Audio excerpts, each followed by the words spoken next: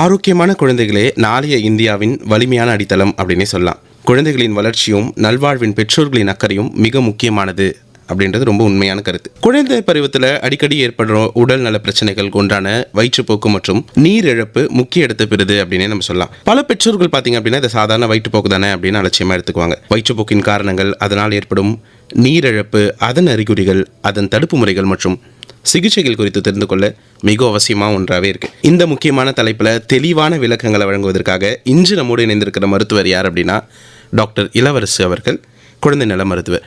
நிகழ்ச்சிக்கு sir welcome பண்ணிடுவோம். Welcome sir, welcome to the show. Thank you sir. குழந்தைகளுக்கு வயிற்றுப்போக்கு அப்படின்னா என்ன அப்படின்னு கொஞ்சம் சொல்லுங்களேன் சார். வயிற்றுப்போக்கு அப்படின்னா நம்ம ஃபஸ்ட்டு என்ன தெரிஞ்சுக்கணும் அப்படின்னு பார்த்தீங்கன்னா, குழந்தை எத்தனை தடவை மோஷன் போகிறாங்க, அந்த மோஷன் எப்படி போகிறாங்க, இது ரெண்டு விஷயம் நம்மளுக்கு ரொம்ப முக்கியமானது.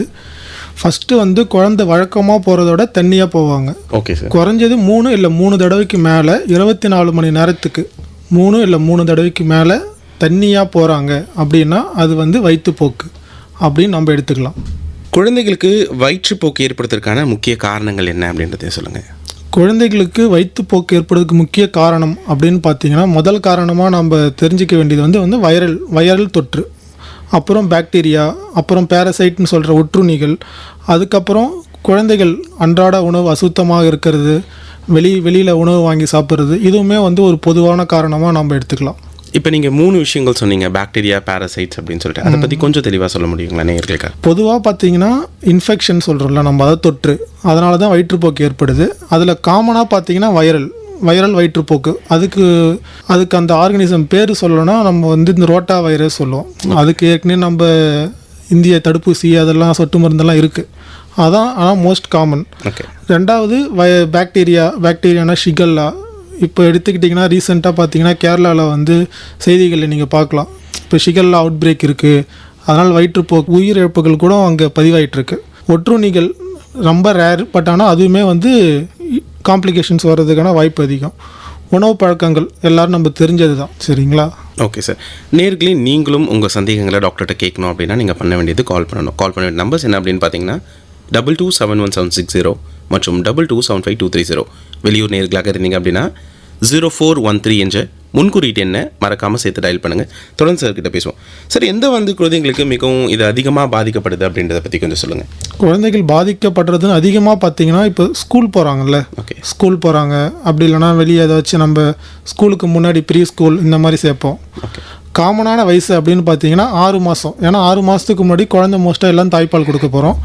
6 மாதத்துலேருந்து 5 வயசு வரைக்கும் இந்த வயது தான் அதிகமாக அஃபெக்ட் ஆகுறது. இப்போ இந்த ஸ்கூலுக்கு போகிற முன்னாடி வரைக்கும் அந்த 6 மாதம் வரைக்கும் சேஃபர் பீரியட் தானா? மோஸ்ட்டாக நம்ம அதிகமாக கன்சிடர். ஏன்னா நம்ம வீட்டில் வச்சுக்க போகிறோம், அம்மா பார்த்துக்க போகிறாங்க, எக்ஸ்போஷர் பெருசாக குழந்தைக்கு வெளில இருக்காது. வயிற்றுப்போக்கு ஒரு சாதாரண பிரச்சனையா இல்லை இது ஆபத்தான பிரச்சனையா? இதை பற்றி கொஞ்சம் எக்ஸ்பிளைன் பண்ணுங்க டாக்டர். இது சாதாரண பிரச்சனையா எப்படி ஹேண்டில் பண்ணணும், இல்லை இது ஆபத்தான பிரச்சனை தான்ப்பா அப்படின்னா எப்படி ஹேண்டில் பண்ணணும்? இதை நம்ம சாதாரண பிரச்சனையாகவும் எடுத்துக்கலாம், ஆபத்தாகவும் எடுத்துக்கலாம்.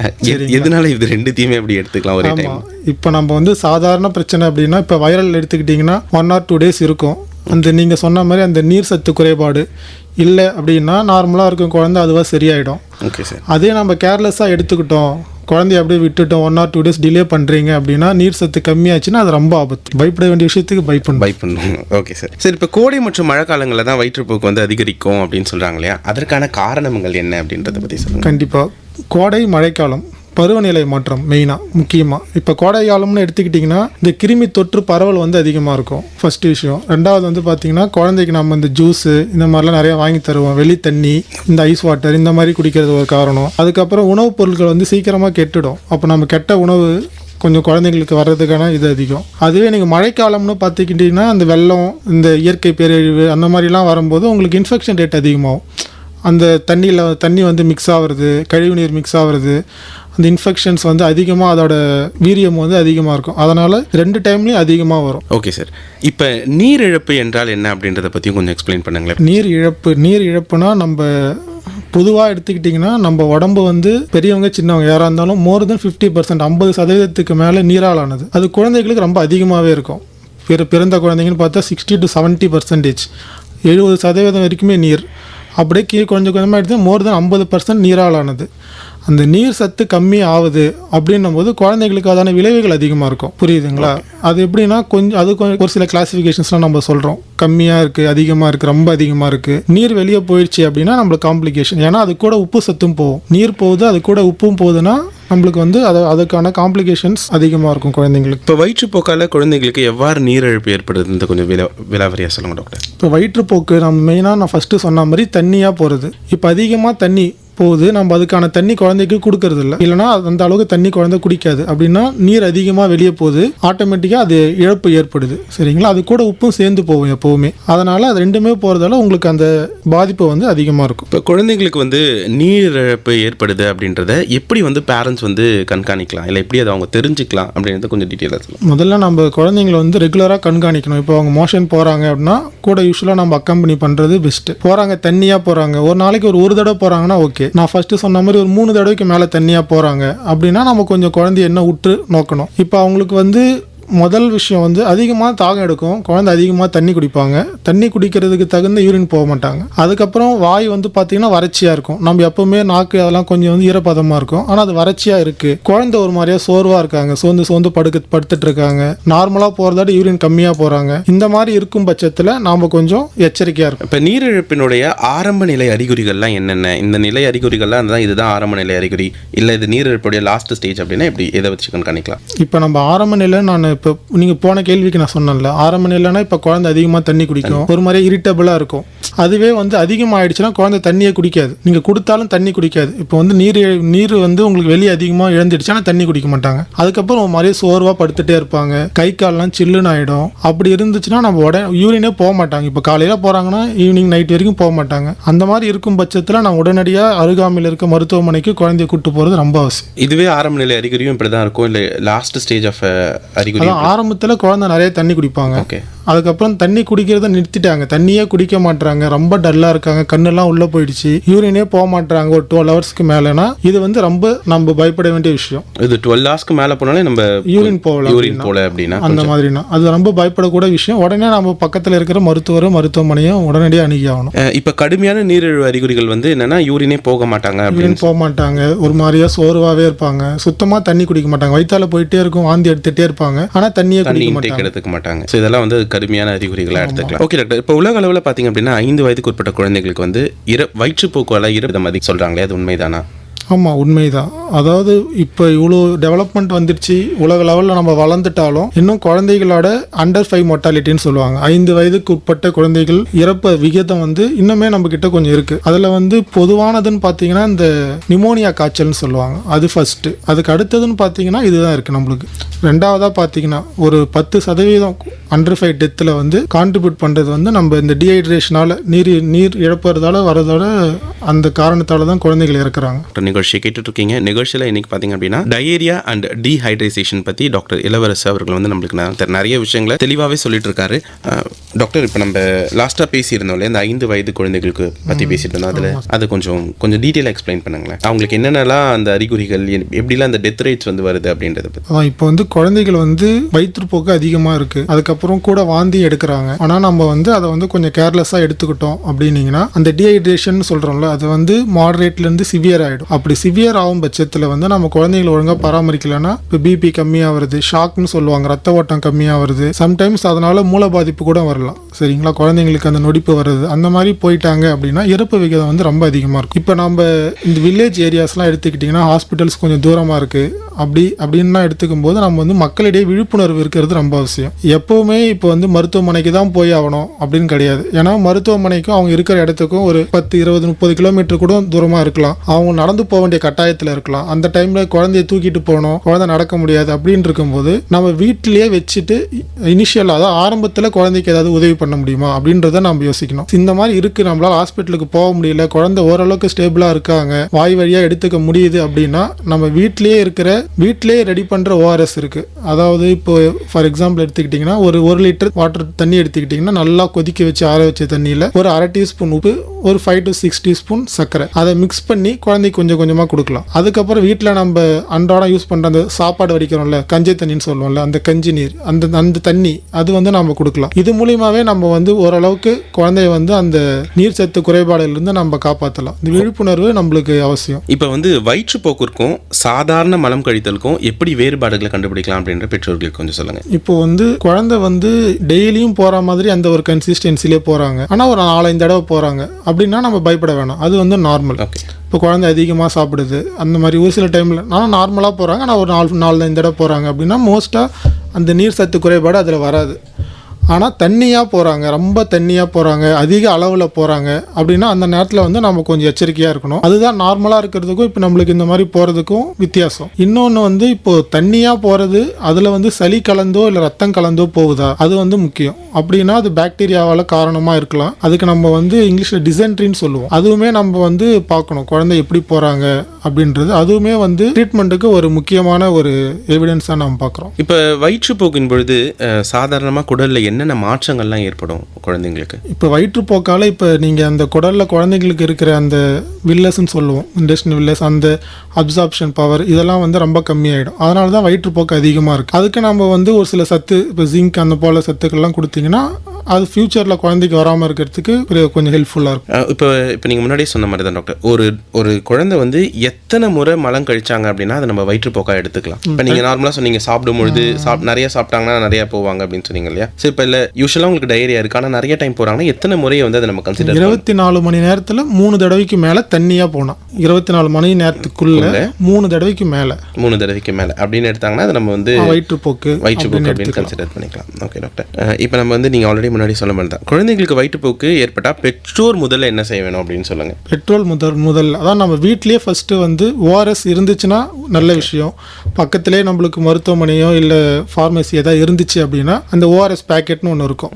அதை வந்து 1 லிட்டர் தண்ணியில் மிக்ஸ் பண்ணி 24 ஹவர்ஸ் வரைக்கும் அதை நம்ம யூஸ் பண்ணலாம். அது வந்து பார்த்தீங்கன்னா இப்போ வாமிட் மட்டும் எடுக்கிறாங்க அப்படின்னு பார்த்தீங்கன்னா ஒரு 5 ml, ஒரு 10 கிலோ குழந்தை இருக்குன்னா ஒரு 5 ml, அவங்களுக்கு ஒரு 10 கிலோனா ஒரு 50 ml ஒரு தடவை வாமிட் பண்ணுற மாதிரி. அது மாதிரி வயிற்றால போகுதுன்னா ஒரு 100 ml அந்த மாதிரி நம்ம ரெகுலராக கொடுத்துட்டு வந்தாலே அதை வந்து நம்ம வந்து ப்ரிவென்ட் பண்ணிடலாம். ஓகே டாக்டர், நேர் வராங்க, பேசுகிறோம். ஹலோ வணக்கம், நீங்கள் நேரில் இருக்கிறீங்க.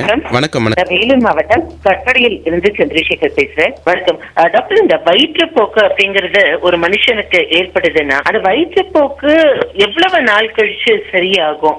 இது வந்து ஒரு 2-3 நாட்கள் அப்படிங்கிறது அது காமனா இருந்தது அப்படின்னா அதை ஸ்டாப் பண்றதுக்கு நம்ம டேப்லெட்ஸ் மாதிரி போடுறோமே, அது வந்து உடல்ல கழிவுகளை வெளியேற்றாம அதை உள்ளுக்குள்ளேயே வச்சுக்கிறதுக்கு ஒரு வாய்ப்பாக இருக்குமா? ஏன்னா நான் கேள்விப்பட்டிருக்கேன் லூஸ் மோஷன் போச்சுன்னா உடம்புகள்ல கழிவு வெளியேற்றம் ஆகுது, அதை ஸ்டாப் பண்ண வேணாம் அப்படிங்கிற மாதிரி தான் சொல்லுவாங்க. பட் ஆஸ் அ சயின்டிபிக்கா எப்படி அணுகிறது, இதை பத்தி கொஞ்சம் விளக்கமா சொல்லுங்க. அது முதல் கேள்வி. 2வது கேள்வி, பெரியவர்களுக்கு வயிற்றுப்போக்கு ஏற்படும் பொழுது நம்ம கண்டுபிடிச்சு சொல்லிடும். சிறிய குழந்தைகள் பாத்தீங்கன்னாவே இயல்பாகவே அவங்க ஒரு நாளைக்கு 2-3 வாட்டி போவாங்க, அதே மாதிரி நீட்டு தான் இருக்கும். குழந்தைகளுக்கு வயிற்றுப்போக்கு வந்திருக்குங்கிறத எப்படி தெரிஞ்சுக்க முடியும்? அஜீரண கோளாறுகள் அவங்களுக்கு இருக்குங்கிறதுக்கான சிம்டம்ஸ் என்ன?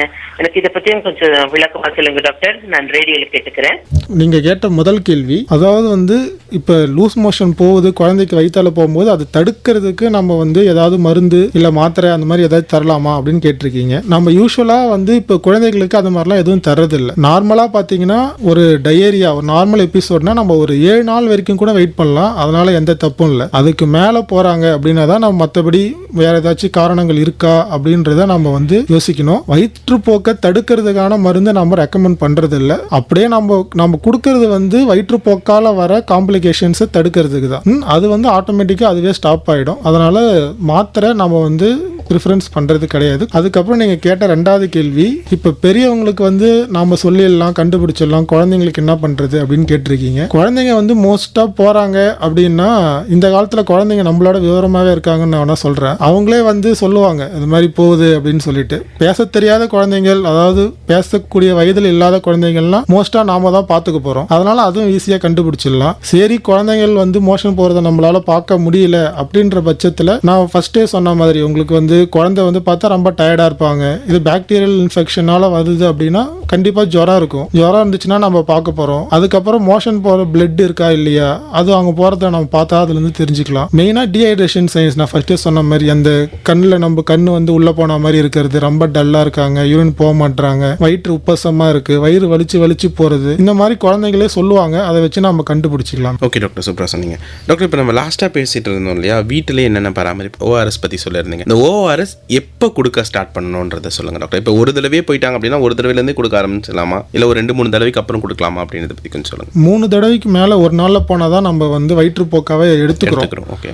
அதனால் அவங்க வந்து நீர் சத்து குறைஞ்சதுக்கு அப்புறம் தான் கொடுக்கணும் அப்படிலாம் கிடையாது. இது வந்து நம்ம 3 பிளான் சொல்லுவோம். Plan A, plan B, plan சின்னு சொல்லுவோம். அதில் பிளான் ஏ வந்து பார்த்திங்கன்னா அந்த நீர் சத்து குறையிறதுக்கு முன்னாடியே நம்ம கொடுக்குறோம். Okay doctor. அதாவது நம்மளுக்கு லாஸ் ஆகுது இல்லை, நம்மளுக்கு வந்து மோஷனால் லாஸ் ஆகிறத ஃபஸ்ட்டு நம்ம வந்து காம்பன்சேட் பண்ணுறதுக்கு கொடுக்குறோம். அதுதான் ஃபஸ்ட்டு சொன்ன மாதிரி வாந்தி எடுத்தாங்கன்னா 5 ml அவங்க வெயிட்டுக்கு, இதுவே வந்து மோஷன் அதிகமாக போனாங்கன்னா 10 ml. வீட்டிலே ப்ரிப்பேர் பண்ண ஓஆர்எஸ் அந்த காம்பினேஷனாகவும் இருக்கலாம், கடையில் வாங்கினதாகவும் இருக்கலாம். அது கூட இப்போ ஜிங்க் நம்ம வந்து ரெக்கமெண்ட் பண்ணுறோம். டயேரியா அண்ட் டீஹைட்ரேஷன் பற்றி டாக்டர் இளவரசு அவங்க வந்து பார்த்திங்க அப்படின்னா குழந்தை நல மருத்துவர் நிறைய விஷயங்களை தெளிவாகவே சொல்லிட்டு இருக்காங்க. நேர்களே, உங்களுக்கும் இதில் ஏதாவது சந்தேகங்கள் இருந்தது அப்படின்னா நீங்கள் டேரெக்டாக டாக்டர்கிட்ட பேசலாம். கால் பண்ண வேண்டிய நம்பர்ஸ் என்ன அப்படின்னு பார்த்தீங்கன்னா 22711760 மற்றும் 22752330. டாக்டர், நம்ம லாஸ்ட்டாக பேசிகிட்டு இருந்தோம் இல்லைங்களா, இந்த வீட்டிலே செய்யக்கூடிய பராமரிப்பு பற்றி பேசிகிட்டு இருந்தீங்க. தயாரிக்கும் முறையை பற்றி கொஞ்சம் தெளிவாக சொல்லுங்களேன். வீட்டிலே தயாரிக்கிற ஓஆர்எஸ் பார்த்தீங்கன்னா 1 லிட்டர் சுத்தமான தண்ணி, அது கூட 6 தேக்கரண்டி சர்க்கரை, அதுக்கப்புறம் 1/2 தேக்கரண்டி உப்பு, இதை மிக்ஸ் பண்ணி நம்ம வந்து 24 hours 24 மணி நேரத்துக்கு யூஸ் பண்ணிக்கலாம். அதுக்கப்புறம் யூஸ் பண்ணக்கூடாது. தேவைப்பட்டுச்சு அப்படின்னா திரும்ப புதுசாக நம்ம அதை வந்து ப்ரிப்பேர் பண்ணி தான் யூஸ் பண்ணணும். ஓகே டாக்டர், இப்போ வந்து ஓஆர்எஸ் இல்லாமல் வீட்டிலே தயாரிக்கக்கூடிய நீரிழப்பு தடுப்பு பானங்கள் ஏதாவது இருக்கா? இருக்குது சார். தான் முன்னாடி சொன்ன மாதிரி அரிசி கஞ்சி இருக்குங்களே, ஓகே, அது அது கொடுக்கலாம். அதுக்கப்புறம் உப்பு சர்க்கரை கரைச்சல் இப்போ நான் சொன்னேன்ல, அது தரலாம். அதுவும் முடியல அப்படின்னா இளநீர், இதெல்லாம் வந்து நம்மளுக்கு ஒரு சிறந்த டீஹைட்ரேஷன் அதுக்கான ஒரு இதுவாக இருக்கும் சார். ஓகே டாக்டர், இப்போ வயிற்றுப்போக்கு இருக்கும் பொழுது குழந்தைங்களுக்கு வந்து நம்ம என்னென்ன உணவு கொடுக்கலாம் டாக்டர்? குழந்தைகளுக்கு வந்து காரம் அதிகமாக எண்ணெய் பொருட்கள் இல்லாமல் ஈஸியாக செரிமானம் ஆகிற பொருட்கள் கொடுக்கறது எப்போவுமே சிறந்தது. Okay doctor. அதுக்கு எடுத்துக்காட்டு வந்து பார்த்திங்கன்னா சாதம், இட்லி, கஞ்சி, பழங்கள், வாழைப்பழம், தயிர் சாதம் ரொம்ப நல்லது. இந்த மாதிரி உணவுகள்லாம் குழந்தைகளுக்கு நம்ம கொடுக்கலாம். இப்போ என்னென்ன உணவுகள் வந்து கொடுக்கலான்னு சொல்லிட்டீங்க, என்னென்ன உணவுகள் வந்து கொடுக்கக்கூடாது அப்படின்றது கொஞ்சம் சொல்லுங்களேன். கொடுக்கக்கூடாத உணவுகள்னால் அது செரிமானம் ஈஸியாக, அதாவது நம்ம எளிதில் செரிமானம் ஆகாத உணவுகள். ஓகே. அதாவது இப்போ எண்ணெயில் நம்ம வறுத்தது, இந்த மாதிரி உணவுகள், அதிகமாக காரம் இருக்கிற உணவுகள், அதுக்கப்புறம் குளிர்பானங்கள், அதிக சர்க்கரை கண்டென்ட், இந்த சுகர் கண்டென்ட் அதிகமாக இருக்கிற குளிர்பானங்கள், அதிகமாக இனிப்பு உணவுகள், இதெல்லாம் வந்து உங்களுக்கு வந்து வயிற்றுப்போக்கை வந்து அதிகமாக்கக்கூடிய வாய்ப்புகள் இருக்குது. எண்ணெய் பொருள்கள், எண்ணெய் வச்சு நம்ம சமைக்கிற பொருள்கள், அதெல்லாம். ஓகே டாக்டர், இப்போ வந்து இது நீங்கள் வந்து குழந்தைங்களுக்கு வந்து உணவு கொடுக்கக்கூடிய குழந்தைங்களுக்கு இதெல்லாம் கொடுக்கலாம். இப்போ தாய்ப்பால் குடிக்கிற குழந்தைக்கு இது மாதிரி வந்துடுச்சு அப்படின்னா நம்ம என்ன பண்ணலாம் டாக்டர்? அதுக்கு முன்னாடி ஒரு நேர் நிற்கிறாங்க. ஹலோ. வணக்கம் டாக்டர். வணக்கம் வணக்கம் மேடம், சொல்லுங்கள் மேடம். தாய்ப்பால் கொடுக்குறாங்கல்ல பெண்கள், அந்த குழந்தைகள் வந்து வயிற்றுப்போக்கால் வராம எப்படி தடுக்கணும், அவங்க எப்படி பாதுகாக்கணும், அதை மட்டும் சொல்லுங்க டாக்டர். கண்டிப்பாக. இப்போ வந்து நான் உங்களுக்கு ஸ்டார்டிங்கில் சொன்ன மாதிரி தாய்ப்பால் நம்ம வந்து எக்ஸ்க்ளூசிவாக ஒன்லி தாய்ப்பால் மட்டும்தான் கொடுக்குறோம் அப்படின்னா 6 மாதங்களுக்குள்ளே குழந்தைகளுக்கு வந்து வயிற்றுப்போக்கு வருது அப்படின்றது வந்து ரொம்ப ஒரு ரேரான விஷயம். ஆனால் வயிற்றுப்போக்கு வருது, கண்டிப்பாக நீங்கள் வந்து 3 தடவைக்கு மேலே போகிறாங்க, சோகமாக இருக்கிறாங்க அப்படின்னா தாய்ப்பால் வந்து கண்டினியூ பண்ண வேண்டியது ரொம்ப ரொம்ப அவசியம். நம்ம யூஸ்வலாக கொடுக்குறதோட அடிக்கடி கொடுக்கணும். இப்போ ஒன்ஸ் குழந்தை வந்து வயிற்றுப்போக்கு இருக்குதுன்னா உடனே குழந்தைக்கு நம்ம அந்த டைம்லேயே தாய்ப்பால் கொடுக்கணும். இந்த மாதிரி தாய்ப்பால் வந்து அடிக்கடி, அதாவது இன்க்ரீஸ் பண்ணணும் தாய்ப்பால் கொடுக்கறத, எக்காரணத்தை கொண்டு ஸ்டாப் பண்ணக்கூடாது. வயிற்றுப்போக்கு இருக்கும்பொழுது கூட நம்ம தாய்ப்பால் கொடுக்கலாம்? கண்டிப்பாக கொடுக்கணும். நிறுத்தக்கூடாது. கண்டிப்பாக நிறுத்தக்கூடாது. அதிகமாக கொடுக்கணும், வழக்கத்தோடு அதிகமாக கொடுக்கணும். யூஸ்வலாக கொடுக்குற கண்டென்ட்டோட அதிகமாக கொடுக்கணும். ஸ்டார்ட் பண்ணோன்னா நம்ம வந்து ரெக்கமெண்டேஷன் வந்து பார்த்தீங்கன்னா 14 நாளுக்கு 14 days, அதெல்லாம் 2 வாரம் வந்து நம்ம வந்து வயிற்றுப்போக்கு நின்னாலுமே அந்த 2 வாரம் வந்து நம்ம வந்து அதை வந்து கம்ப்ளீட் பண்ணணும். அது எதுக்காகனா, இப்போ இந்த வயிற்றுப்போக்கு வந்து கம்மி பண்ணுறதுக்கும் அதனால் ஏற்படுற பாதிப்புகளை தடுக்கிறதுக்கும் அடுத்த 3 மாதங்கள், அதாவது வயிற்றுப்போக்கு முடிஞ்சு 3 மாதங்கள் ஒரு சேஃப்டி, அடிக்கடி திரும்ப திரும்ப வயிற்றுப்போக்கு வராமல் தடுக்கிறதுக்கும் ஜிங்க் வந்து நம்மளுக்கு ஹெல்ப்ஃபுல்லாக இருக்கும். இப்போ ஐவி ட்ராப்ஸ் பற்றி யூஸ்வலாகவே நம்ம ஏதாவது உடம்பு சரியில்லை அப்படின்னா ஐவி போடுறாங்களே, இப்போ வயிற்றுப்போக்குக்கு ஐவி தேவைப்படுமா? கண்டிப்பாக சார். இப்போ நம்ம வந்து இந்த நீர் இழப்பு சொன்னோம்ல, அதில் வந்து ரொம்ப ஒரு ஆபத்தான நிலை, அதாவது வந்து சிவியர் டீஹைட்ரேஷன். ஓகே. அந்த நிலை போகும்போது நான் உங்ககிட்ட ஃபஸ்ட்டு சொன்ன மாதிரி குழந்தை வந்து வாய் வழியாக எதுவுமே எடுத்துக்க மாட்டாங்க, டல்லாக இருப்பாங்க, வாய் வழியாக எதுவும் எடுத்துக்க மாட்டாங்க. ஆனால் வயிற்றுப்போக்கு உங்களுக்கு இருந்துகிட்டே இருக்கும். அதுக்கப்புறம் தொடர்ந்து வாந்தி எடுத்துகிட்டே இருக்காங்கன்னா அந்த டைமில் நம்ம வாய் வழியாக எதுவும் கொடுக்க முடியாது. அந்த சூழ்நிலையில் வந்து நம்ம கண்டிப்பாக ஐவி ட்ராப்ஸ் அது மூலியமாக தான் கரெக்ஷன் பண்ணிவிட்டு ஃபர்தராக நம்ம எல்லாமே பண்ணுற மாதிரி இருக்கும். அதாவது நீர் சத்து ரொம்ப கம்மி ஆயிடுச்சுன்னா நம்மளுக்கு ஆப்ஷன் வந்து ஐவி வழியாக போகிறது தான். கண்டிப்பாக நம்ம ஹாஸ்பிட்டலில் கூப்பிட்டு போய் அட்மிஷன் பண்ணி அதை பண்ணுறது தான் குழந்தைக்கு அந்த டைமில் பாதுகாப்பான ஒரு சிகிச்சையாக இருக்கும். வேறு என்னென்ன சிகிச்சை முறையெல்லாம் இருக்குதுன்னு கொஞ்சம் எக்ஸ்பிளைன் பண்ணுங்க டாக்டர். இப்போ நீங்கள் சிகிச்சை முறை எடுத்துக்கிட்டிங்கன்னா நான் ஃபஸ்ட்டு சொன்ன மாதிரி நம்மளுக்கு வந்து ஃபஸ்ட்டு வந்து வைரல் அப்படின்னா வாட்டராக போகும், அதாவது தண்ணியாக வயிற்றால் போகும்போது ஒரு 3-4 டேஸ் இருக்கும், மைல்டாக ஃபீவர் இருக்கும், குழந்தை அந்த அளவுக்கு டயர்டாக மாட்டாங்க. நீர் சத்து கம்மியாக இருந்துச்சுன்னா நம்ம ட்ரீட்மெண்ட் கொடுத்தா குழந்தை செட்டில் ஆகிடுவாங்க. செகண்ட் நம்ம சொன்னது வந்து பாக்டீரியா. இது வந்து அந்த ரத்தம் போகிறது, சளி போகிறது, குழந்தைகள் வந்து வயிற்று வலி இருக்கும், கடுமையான காய்ச்சல் இருக்கும். இந்த மாதிரி டைம்லலாம் அது மாதிரி உங்களுக்கு டீஹைட்ரேஷன் கொஞ்சம் அதிகமாக இருக்கும். அது நம்ம பாக்டீரியல் காஸ் சஸ்பெக்ட் பண்ணாலோ, அது மாதிரி 3 மாதங்களுக்கு உட்பட்ட குழந்தைகள் வயிற்றுப்போக்கு இருக்குது அப்படின்னாலோ நம்ம வந்து ஆன்டிபயோட்டிக் கொடுக்கணும். ஆன்டிபயோட்டிக் கொடுத்தீங்கன்னா அது வந்து சரியாகிறதுக்கும் ஃபர்தராக காம்ப்ளிகேஷன் ஆகாமல் இருக்கிறதுக்கும் யூஸ்ஃபுல்லாக இருக்கும். கடைசியாக நீங்கள் சொன்னீங்களா நம்ம பேரசைட் பற்றி பேசணும். அது வந்து 1 வாரத்துக்கு மேலே இருக்கும், வயிற்று வலி இருக்கும், வயிற்று உப்பசம் இருக்கும், வீக்கம் இருக்கும். அந்த மாதிரி டைமில் அதுக்கு தகுந்த மருந்து மாத்திரைகளை கொடுத்துட்டு அதுக்கப்புறம் நம்ம இந்த டீஹைட்ரேஷன் கரெக்ஷன் அதெல்லாம் பண்ணிங்கன்னா நம்மளுக்கு வந்து கரெக்டாக இருக்கும் குணப்படுத்துறதுக்கு. Okay doctor. இப்போ குழந்தைங்களுக்கு வயிற்றுப்போக்கே வராமல் தடுக்க நம்ம என்னென்னலாம் ப்ரிகாஷனாக இருக்கணும் அப்படின்னு பற்றி சொல்லுங்கள். வயிற்றுப்போக்கே வராமல் தடுக்கணும். ஆமாம், ஒரு விஷயம் வராமல் இருக்கிறது கஷ்டம். ஆனால் நீங்கள் கேட்குற மாதிரி prevention is better then cure அப்படின்னு ஆங்கிலத்தில் ஒரு பழமொழி இருக்குது. அந்த மாதிரி தடுக்கணும், கண்டிப்பாக தடுக்கணும். அதுக்கு என்னென்ன பண்ணணும் அப்படின்னு பார்த்தீங்கன்னா, ஃபஸ்ட்டு குழந்தைகள் உணவு எடுத்துக்கிறாங்கன்னா உணவு எடுத்துக்கிறதுக்கு முன்னாடி கண்டிப்பாக அவங்க வந்து கையை கழுவுறது ரொம்ப ரொம்ப முக்கியம். சரிங்களா? ரெண்டாவது வந்து பார்த்திங்கன்னா பாதுகாப்பான குடிநீர், சுத்தமான குடிநீர் இல்லை, பாதுகாப்பான குடிநீர். ரெண்டுத்துக்கும் என்ன வித்தியாசம்ன்றது நீங்களே சொல்லிடுங்க. நம்ம சுத்தமான குடிநீர் நினைக்கிறது எல்லாமே பாதுகாப்புன்னு நம்ம எடுத்துக்க முடியாது. ஓகே, அதுதான் வீட்டில் நாம் பார்த்து சுட வச்சு ஆற வச்சு ஃபில்டர் வாட்டராகவே இருந்தாலும் சுட வச்சு ஆற வச்சு நம்ம குழந்தைக்கு கொடுத்து அனுப்புகிற தண்ணீர் வந்து எப்போவுமே அது வந்து பாதுகாப்பானது. நம்ம வீட்டிலேருந்து எடுத்துகிட்டு போகிறோம், கண்ணால் பார்க்குறோம், குழந்தை அங்கே போய் குடிக்குது, மற்ற பசங்கிட்ட வாங்கி குடிக்கிறாங்க, வெளில ஜூஸ் குடிக்கிறாங்க, அப்படி இல்லாமல் இருக்கிறது ரொம்ப முக்கியம். அதுக்கப்புறம் வந்து உணவு பழக்க முறைகள், அதாவது ரெகுலராக குழந்தைகள் சத்தான உணவுகள் சாப்பிட்றாங்க, போதுமான எடை குழந்தைகளுக்கு இருக்குது அப்படின்ற பட்சத்தில் வந்து உங்களுக்கு வந்து குழந்தைகளுக்கு இயற்கையாகவே எதிர்ப்பு சத்து அதிகமாக இருக்கும். அதனால் உங்களுக்கு வந்து இந்த மாதிரி டீஹைட்ரேஷன்ஸு இதெல்லாம் வந்து கம்மியாக இருக்கும். கடைசியாக விழிப்புணர்வு, சமுதாயத்தில் நம்மளுக்கு வந்து விழிப்புணர்வு இருந்துச்சுன்னா இதை ஈஸியாக எல்லாருக்குமே விழிப்புணர்வு இருந்துச்சுன்னா அது ஈஸியாக நம்ம தடுக்கலாம். டயேரியா அண்ட் டீஹைட்ரேஷன் பற்றி டாக்டர் இளவரசு அவர்கள், குழந்தை நல மருத்துவர், நிறைய விஷயங்களை நம்மளுக்கு சூப்பராகவே சொல்லிட்டு இருக்காரு.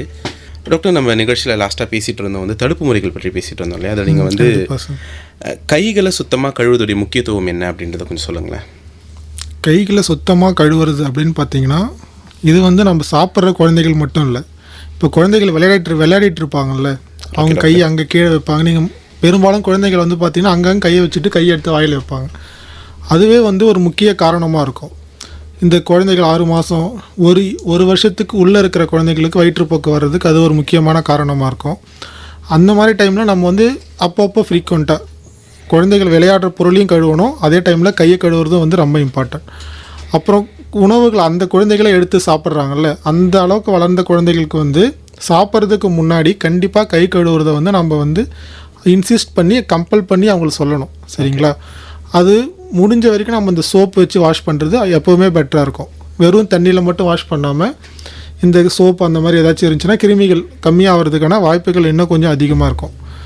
அதனால் இப்போ கை கழுவுறதை மட்டுமே வச்சு பார்த்தீங்கன்னா அது இப்போ ஏதாவது ஒரு விஷயம் டயரியா நான் கம்மி பண்ணுறதுக்கு ஒரு குழந்தைகளுக்கு சொல்லுங்கள் அப்படின்னு நீங்கள் சொன்னீங்கன்னா கை கழுவுறதுல அது வந்து முக்கியமான பங்கு அதுக்கு இருக்குது. அதுக்கு அடுத்து சுத்தமான உணவு நம்ம சொன்ன மாதிரி. Okay doctor. இப்போ பள்ளி செல்லும் குழந்தைகளுக்கு நீங்கள் வந்து என்னென்ன ப்ரிகாஷன்ஸ் இதில் சொல்லலாம் அப்படின்னு சொல்லுங்கள் டாக்டர். பள்ளி செல்லும் குழந்தைங்க எப்போவுமே வந்து பார்த்திங்கன்னா அவங்ககிட்ட சொன்ன மாதிரி நம்ம குடிநீர் வந்து வீட்டில் நம்ம சுட வச்சு ஆற வச்சு தண்ணியை குழந்தைகளுக்கு போதுமான அளவு.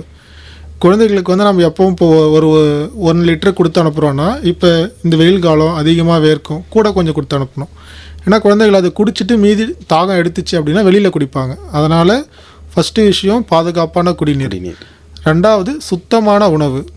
நம்ம சமைச்சு வீட்டில் நாம் பார்த்து கொடுக்குற உணவு அதான் ரொம்ப சுத்தம் மற்றும் சுகாதாரமான உணவாகவும் கொடுக்கணும். ஓகே. நம்ம குழந்தைகளுக்கு பாதுகாப்பான குடிநீர், கை சுத்தமாக கழுவுறதுக்கு டீச் பண்ணுறோம், சுகாதாரமான உணவு கொடுக்குறோம் குழந்தைகளுக்கு. அதுக்கப்புறம் இந்த மாதிரி வயிற்றுப்போக்கு இது மாதிரி இருக்கிற குழந்தைகள் இருந்தாங்கன்னா அவங்க ஆசிரியர்களுக்கு தெரிவித்தாங்கன்னா அவங்க ஒரு 1 or 2 days அவங்க வீட்டில் லீவ் எடுத்துகிட்டு இருந்தால் அந்த இன்ஃபெக்ஷன் பரவுறது. ஏன்னா இப்போ ஸ்கூலில் எடுத்துக்கிட்டிங்கன்னா காமன் டாய்லெட்ஸ் யூஸ் பண்ணுவாங்க. ஓகே. ஒரு சில இன்ஃபெக்ஷன்ஸ் இருக்குது, க்ரானிக்காக வர இன்ஃபெக்ஷன்ஸ், டயரியா காஸ் பண்ணுறதெல்லாம் இருக்குது. அதெல்லாம் நம்ம வந்து ப்ரிவென்ட் பண்ணலாம். குழந்தைகள் நம்ம என்ன தான் சொன்னாலும் பெரியவங்க மாதிரி தனியாலாம் இருக்க மாட்டாங்க, ஒன்றா தான் இருப்பாங்க.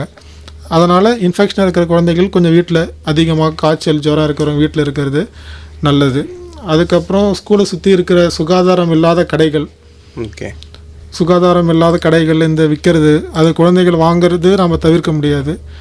அது விற்கிறத தடுக்கிறதுக்கு நடவடிக்கை எடுக்க முடிஞ்சால் எடுக்கலாம். Okay doctor. இப்போ நம்ம லாஸ்ட்டாக பேசிகிட்டு இருந்தோம் இல்லைங்களா, உணவு பாதுகாப்பு குறித்து பெற்றோர்கள் என்னென்ன கவனிக்க வேண்டியும் அப்படின்றத பற்றி கொஞ்சம் சொல்லுங்களேன். பெற்றோர்கள் வயிற்றுப்போக்கை விட அது முக்கியமான ஆபத்து வந்து நாம் சொன்ன மாதிரி நீர் இழப்பு, அதாவது டீஹைட்ரேஷன். அதனால் ஓஆர்எஸ் கூட எப்படி கொடுக்கறது, அதோட நாலேஜ், அவங்களோட அவேர்னஸ் ரொம்ப முக்கியம். வீட்டில் எப்படி கொடுக்கறதுன்றது முக்கியம். அதுக்கப்புறம் தாய்ப்பாலோட முக்கியத்துவம் 6 மாதங்கள் கண்டிப்பாக தாய்ப்பால் கொடுத்தாலே வயிற்றுப்போக்கோட விகிதாச்சாரம் வந்து கம்மியாகிறதா பல ஆராய்ச்சிகள் சொல்லுது நம்மளுக்கு. சரியான சத்தான சுகமான உணவு. 3வது தகுந்த நேரத்தில் மருத்துவ ஆலோசனை. ஓகே. இது மட்டும் நம்ம கன்சிடர் பண்ணாலே பாதுகாப்பாக இது மட்டும் பெற்றோர்களுக்கு நம்ம சொல்ல கடமைப்பட்டிருக்கோம் இந்த நேரத்தில். Okay doctor. இப்போ இன்னொரு கேள்வி என்ன அப்படின்னா, வயிற்றுப்போக்கு இருக்கும்பொழுது குழந்தைங்களுக்கு வந்து உணவே கொடுக்க மாட்டாங்க சில பேர். அது வந்து சரியா தவறா அப்படின்றத பற்றி? அது தவறு. ஓகே.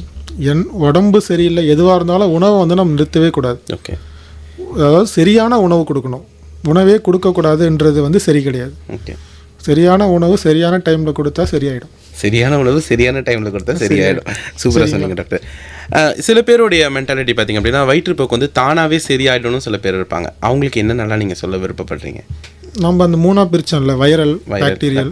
வைரல் தானாக சரியாகிறதுக்கு ஒரு வாய்ப்பு இருக்குது.